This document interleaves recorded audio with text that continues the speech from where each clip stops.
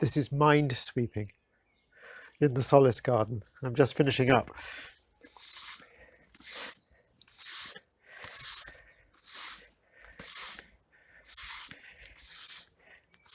It's become something I do most days.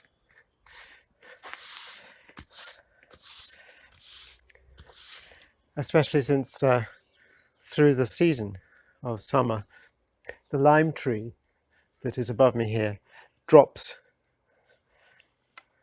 seed caps and leaf covers and leaves themselves and bits of branches on a fairly continuous basis. Also, a family of pigeons like to roost here, so I need to clear up after them.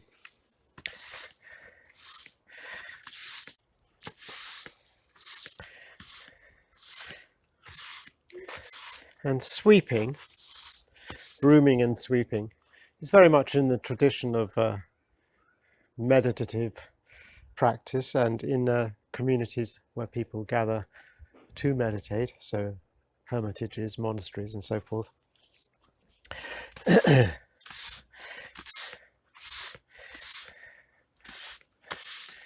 And in fact, I was taught a sweeping meditation many, many years ago now, in a forest monastery in Thailand. And perhaps ever since then, I've rather enjoyed the kung fu of sweeping. There's a sincerity in the work, following in the teaching.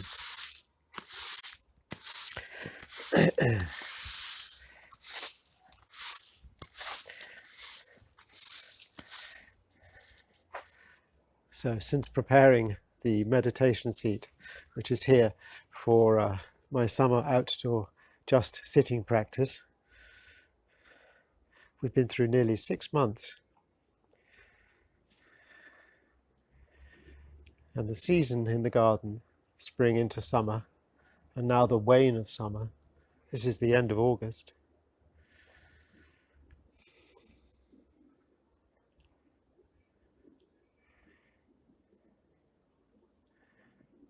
Has been a time of inquiry,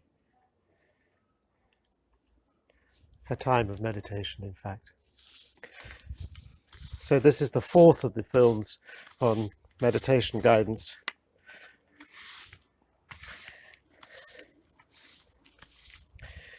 Looking into the nature of meditation. And I think in bringing this little series of films to what is probably the end of these 4 films,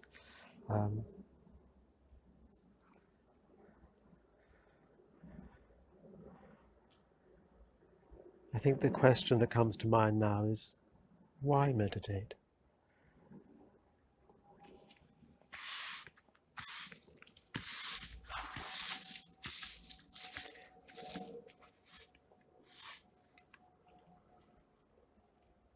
And I'll reflect on that in just a little moment.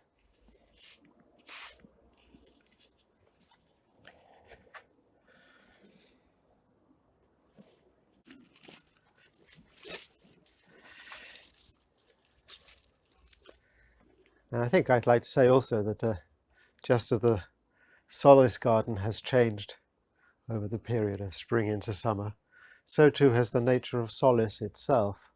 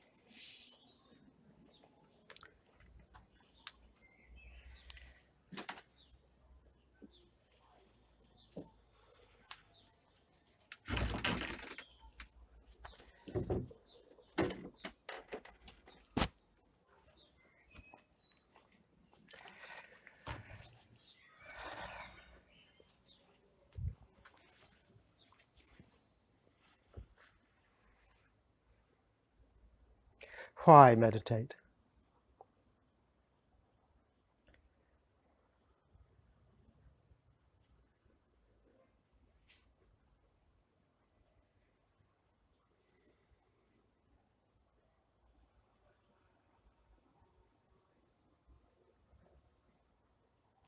Speaking from my own experience and in a personal way,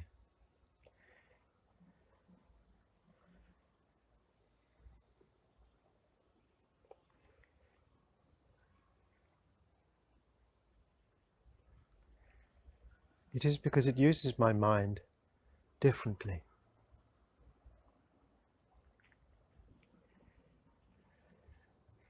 I call it the mind behind mind.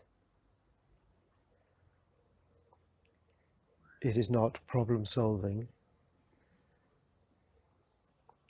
It is not acting under imperative, but rather it's resting in its own spontaneity.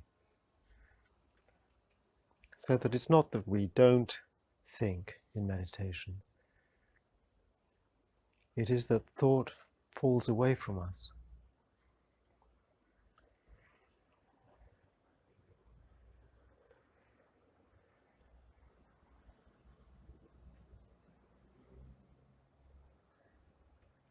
Allowing us to be in a space that is both, as Buddhists would say, both form and emptiness. Or perhaps a Taoist might say, just this.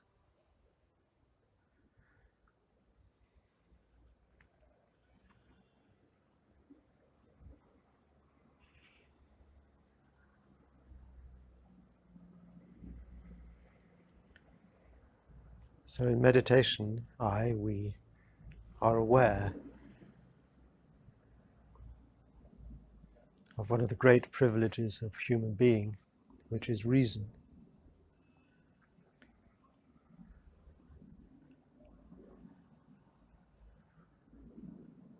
Yet we are not falling under the imperative of that reason.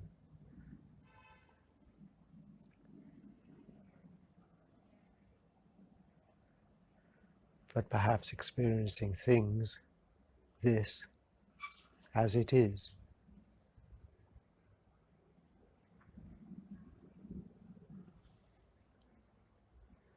So if a Buddhist would say form and emptiness, which by the way is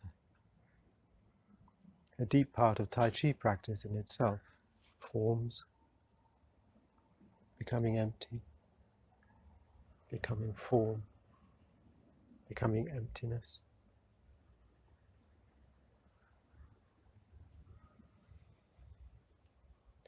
Two inseparables.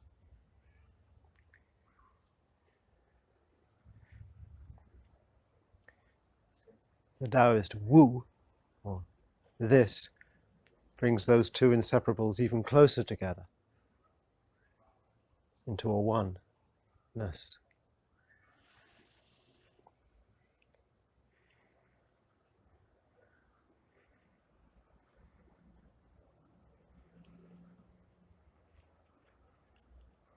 Reason brings me to understand form and emptiness.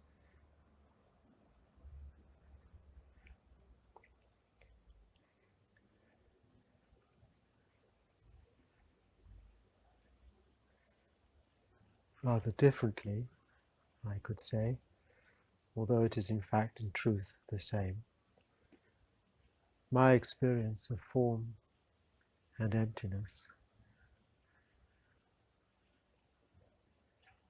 is of love and mortality, these two.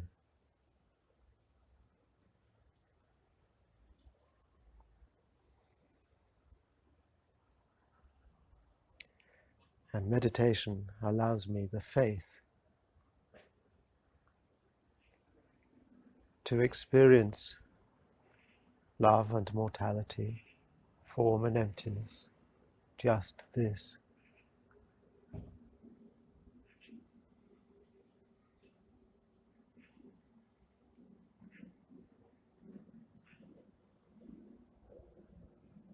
in a way that is undisturbed.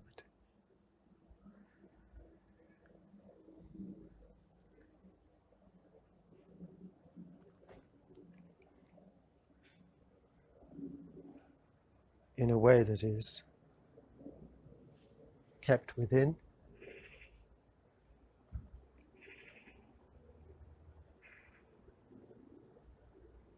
and shown without.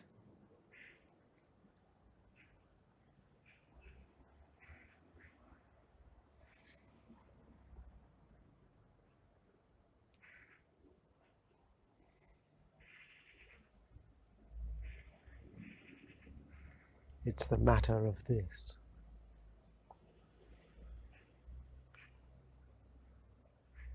And what follows gives a sense of this.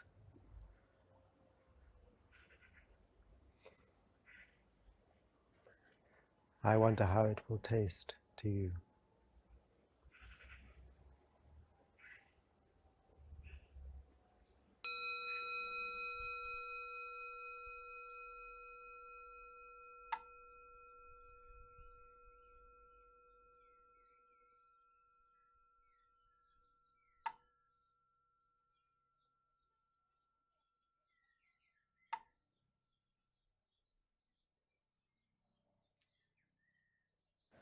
Tang Dynasty meditation master Hui Hai, known as the Great Pearl, writes in his treatise on instantaneous awakening, a single syllable reveals the mind.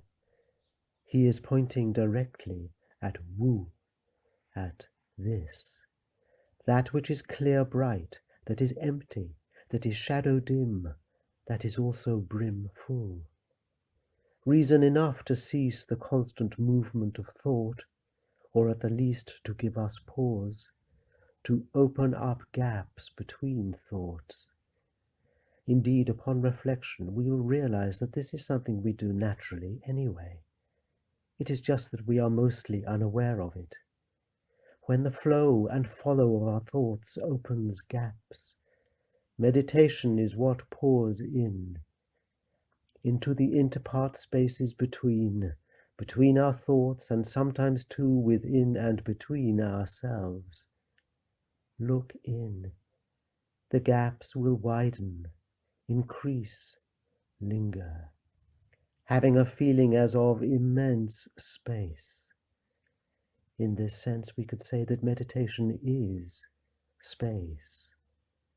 The mystery is seen and felt, wherever the light, wherever the dark, in the heart, this heart. When moment becomes moment is moment ensuing. Room opens upon room enfiladed. There we may lie, stand, walk, sit, just sitting in particular. Everything flows where nothing moves. Language, science, art, the fruits of our evolved reason, description too, begin to break down. Is it that we fall through time, or that time falls through us? Do we surround light, or are we surrounded by it? Is life breath, breath life, personal and universal? What is the question when the answer is happening at the same time? And why? And why cling even to words when they no longer work? The tree does not call itself tree, yet it is so. It is at once both thing and event, as are we, all, at rest, at last, and even from this, from the rose petals raining unaccountably from the sky, as from the thunder in the valley, just this.